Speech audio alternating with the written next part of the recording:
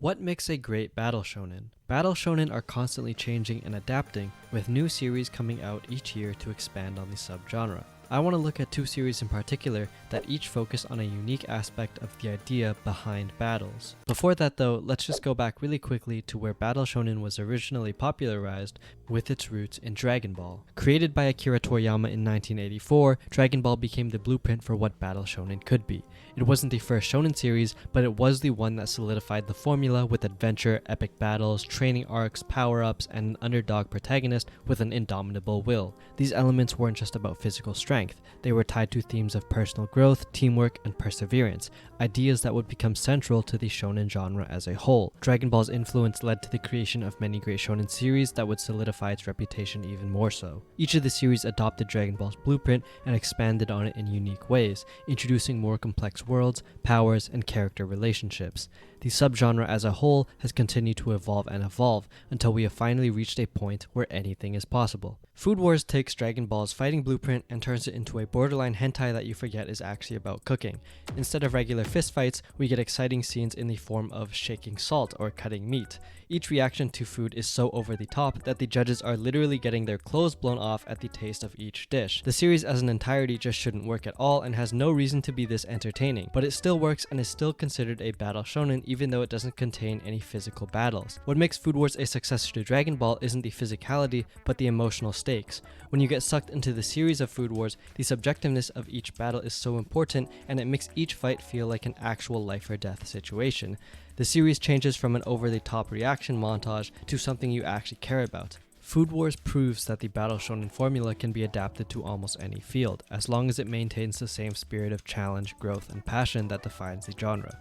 However, even if it maintains the level of excitement and energy as regular battle shonen, it still can't replace something so simple.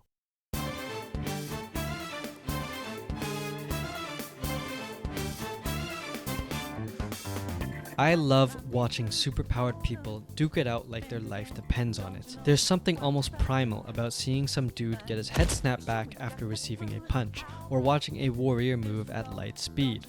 But what makes a fight truly stand out isn't just the action, it's the strategy behind it, the careful planning that turns a simple brawl into a game of chess. Strategy in anime is an interesting thing. It relies heavily on the series' power system, characters, and the author's own intelligence. Many shows boast a large amount of wit to them, displaying different tactics and showcasing different character abilities. But the one series that really stands out to me when it comes to strategy is World Trigger. World Trigger takes the battle shonen genre but focuses on a more tactical style of fighting with a similarity to warfare. Battles in this series are like intricate puzzles where the outcome is determined by how well the characters can work together, anticipate their opponent's moves, and make split-second decisions. Trion, the energy that fuels the character's abilities, is set in stone, meaning each person is born with a certain amount, which gets increasingly difficult to change. Instead of relying on brute strength, they have to master their abilities and outthink their opponents. One of the best examples of this is the antithesis of typical shonen main characters, Osamu Mikumo. Osamu is a useless piece of garbage that can't contribute much to battles in terms of individual ability, but what he lacks for in his own strength, he makes up for with his planning, preparation, and the utility he provides. After a jarring loss in Season 1, Osamu switches gears to a new fighting style that relies heavily on his teammates. By setting up wires each match, he is able to support his main ace Kuga and create a hazardous defense for their sniper Chika. This allows for Osamu to be an important strategic asset to his team even if he's removed from the fight early on. World Trigger's power system, which limits Osamu's Trion, forces him to mold his tactics accordingly, which leads to his growth as a leader and a person. And it's not just in Osamu where we see this high level of adaptability and planning. Every single character in the series has the thinking capacity of a genius and is always working to gain the upper hand in battle. To understand why World Trigger is so underrated, you have to look beyond the fights to what makes the action so compelling. This comes down to two things: character-driven stakes and the tactical intricacy of each battle. A compelling fight is rooted within the character themselves, and the tension arises from our understanding of why the fight matters to them. Whatever's at risk, either the end of the world, a personal struggle, or just their desire to protect their loved ones. The emotional stakes make the fight important to the character, and that importance is then transferred to the audience. The reason a fight is good is because we care about the character, and the fight allows us to have a deeper dive into what drives them. A great example of this is the fight between Ippo and Date in Ippo's battle for the championship belt. Ippo strives to become Japan's champion in an attempt to find the meaning of strength, a search he's had since the beginning of the series. This battle between him and Date is more than just a fight, but a chance for Ippo to find the answer he's so desperately been searching for. However, we also feel Date's own need to preserve the belt, to reclaim his former glory, and challenge the world champion once more. Through a series of scenes leading up to the fight, we get a better understanding of the man that is Date Eji. This emotional burden on both of the characters is forced onto the viewer, making their wills almost tangible. Both of their goals are realistic and important to the characters, and that emotion is then put onto the audience. But character-driven stakes alone make up only half the fight. What makes a fight shine is the combination of emotional depth with the technical intricacies of the battle itself. Some of the best fight scenes aren't one-sided, but a tug of war where the two sides attempt to overthrow the balance of power. That is why the physical might of the battle is so important, as we can see the visual representation of the two characters' ideologies, and how far they are willing to go to protect their beliefs. Ippo, who only knows boxing and still hasn't found his answer, is relentless and almost unstoppable. But Date, the man who has experienced the top of the world, has more weight on his shoulders than Ippo, and refuses to fall to the challenger. Ultimately, it's the two aspects of belief and proving that belief that make up a good fight. In Food Wars, there's a larger emphasis on the emotional aspect of each fight. Yes, the cooking matters, but it's the drama and stakes put in place during the cooking that are important. In World Trigger, these stakes are important as well, but it really shines in how complex their fights are. In World Trigger, the Battle Shonen formula evolves into something similar to a strategy game, where intelligence and teamwork are just as important as individual strength. This is why power systems are such a hot topic in the community, as a good power system sets the rules for a good fight.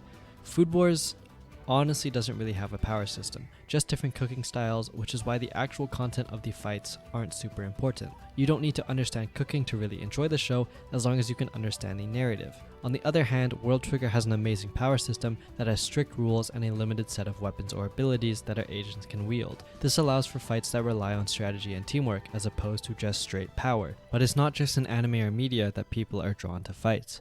Think about the popularity of sports like UFC or boxing. There's something raw and universally compelling about watching two people push their physical and mental limits. A fight is the purest form of conflict, where both parties must rely on everything they've learned and honed, whether that's technique, strategy, or just willpower. Take the webtoon The Boxer, which I made a video about. You should go watch it, go watch my video. But one of the characters talks about how he loves boxing.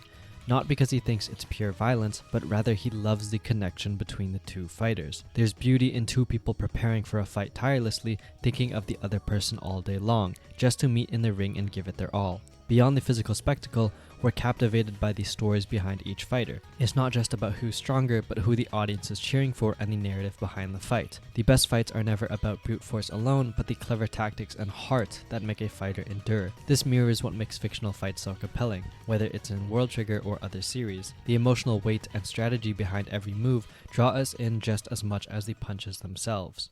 Let's break down one of the fights that takes place during the large-scale invasion arc, where a group of border agents face off against Rambane. Despite the large number of border agents facing one opponent, Rambane possesses the power to obliterate them if given the opportunity. Before the confrontation begins, the agents gather crucial intel, studying the layout of the battlefield as well as Rambane's abilities. I was going to make this huge analysis breakdown of how the fight goes, but to sum it up, he makes a move, which lets him make a move, which lets him make a move, but this guy predicted all three of their moves, but the third guy thought ahead that he would predict it and was able to land a hit. So bad guy flies to gain an advantage and is lured into a trap, but predicts that it was a trap, but the trap had a second trap that finishes the fight. This is just how every single fight in World Trigger plays out, with a bunch of people trying to think ahead of the opponent. A lot of the more exciting fights take place not against the neighbors, but against the other agents in Border during the Rank Wars arc.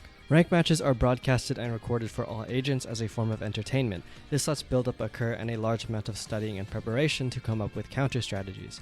It becomes even more difficult and complex when you consider the different types of teams, characters, and terrain that come into play. These rank matches allow us to dive deep into Border's wide cast, with each squad being unique in some way. Arafne squad is a team composed of only snipers, Ninomiya is a character who focuses solely on offense, and Ikoma is just some dude with a sword. All of this combined allows for each ranking match to leave a noticeable impression, unfolding into an unpredictable culmination of multiple small skirmishes. Rank battles are an important part of the series and start in Season 1, but really pick up towards the end of the season, and especially in Season 2 and 3. Season 1's rank battles are great and pose a lot of amazing ideas and exploration in how battle takes place in the world, but when compared to Season 2 and 3, it completely falls short. The latter season's music and animation and just how the studio presents the battles is absolutely perfect. They still allow for all the information to flow smoothly, with chimes from the casters as well as the little information drops to explain what's happening, but when the fights really get going, the animation elevates the manga's art to another level and increases the feeling of excitement in each battle. But World Trigger never gained the popularity it deserved. It could be the author's ongoing health problems, which led to multiple hiatuses and a switch from weekly to monthly publication. Another issue could be its disastrous first season, turning viewers away. The initial episodes focus heavily on world building, character introductions, and laying the groundwork for the complex conflicts to come. For many viewers, the pacing might seem too slow, especially compared to a lot of the recent, more action-heavy series. But this deliberate build-off pays off massively as the series progresses. Once the rank wars and large-scale invasion arcs kick in, the show really starts to show its capability to contend with the best. The main character can be a big turnoff for a lot of people just because he's not cool and he's just a straight-up normal dude. I get that Osamu can be annoying and like straight up a bum sometimes, but weak characters are my favorite trope because they feel so much more natural and real than a lot of the other characters we see who are just unstoppable. I love strong-willed characters that have the determination to succeed no matter the cost, as well as the strength to back it up. But weak characters that have to gather everything they can and scramble to be just as good as those at the top just feel more emotional to me. In a genre that is saturated with many flashy characters and cool powers, World Trigger just feels regular. What began as a genre rooted in raw power, explosive fights, and larger-than-life battles has grown into something much more diverse. While Dragon Ball laid the foundation, series like World Trigger and Food Wars have shown that the approach can evolve in ways we never imagined.